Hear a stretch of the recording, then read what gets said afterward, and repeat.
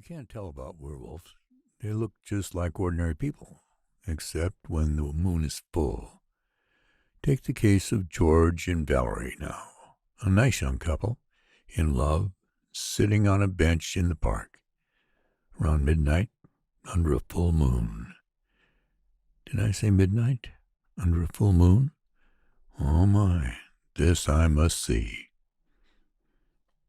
In exactly 30 minutes, George said, I shall turn into a werewolf. It was 11:30.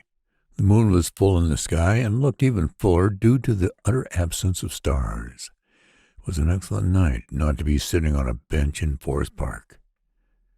George and Valerie were sitting on a bench in Forest Park. You probably don't believe in werewolves, George went on. Probably write it off as superstitious. Well, you'll see. Valerie's face looked even paler than usual in the moonlight. She was a thin, quiet girl, contrasting sharply with George, who was loud, jolly, and invariably overdressed. It's not superstition, said George, making aimless circles in the air with his pudgy hand. It's a matter of pure fact, see? Don't tease. I'm not teasing. See that moon? Valerie nodded. Well, it's full, and at 12 o'clock, when there's a full moon, I turn into a werewolf.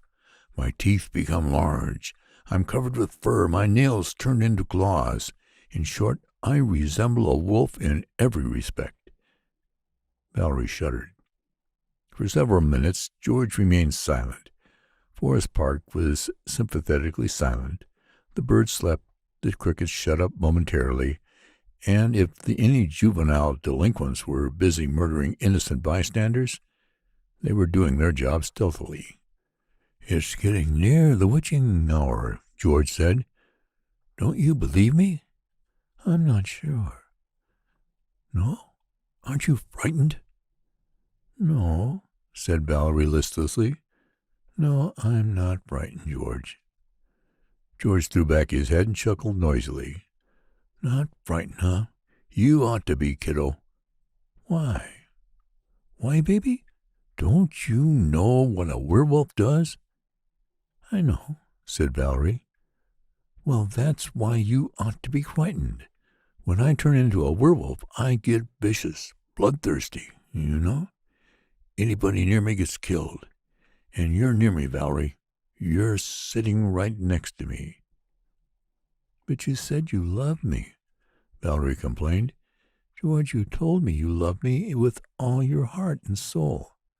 I do. Then why would you want to kill me? Can't help it, George said. He shook his head from side to side doggedly. Can't help it, honey. That's just the way we werewolves operate. When the blood hunger comes on, there's no appeasing it. A guy's got to let himself go, and that's all there is to it. Valerie took in a deep breath, held it for several seconds, and then released it slowly. George, she said, don't you love me? Of course I do. Then, Valerie, I can't help it. Can I help the way I am? Can I? Valerie didn't answer. I can't, said George, answering his own question. I'm a werewolf, and you're a morsel.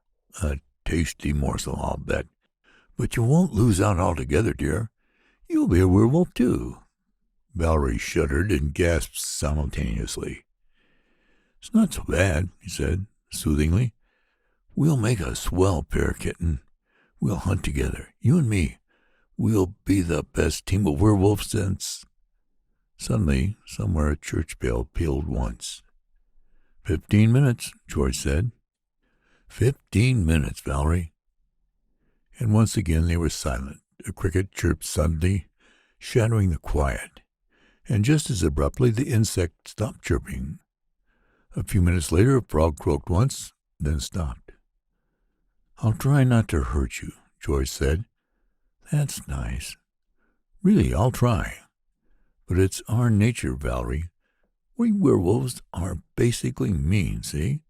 We like to rip our prey into small pieces, or at least do a lot of damage.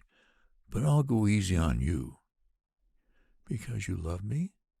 George nodded.